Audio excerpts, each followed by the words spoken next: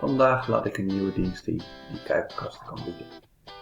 Dan ga je naar diensten, freelance AutoCAD tekenwerk en op mijn website kan je een vraag- en antwoordprincipe zelf toepassen. Hoe werkt dat? Nou, in 3 stappen. Je vult de gegevens in, je uploadt eventuele bestanden en je verstuurt het. Doe nu een offerte aanvragen.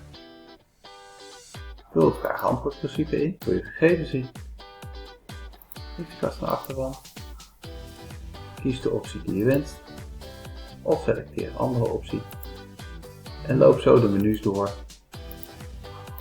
om te zien wat je keuzes wil maken.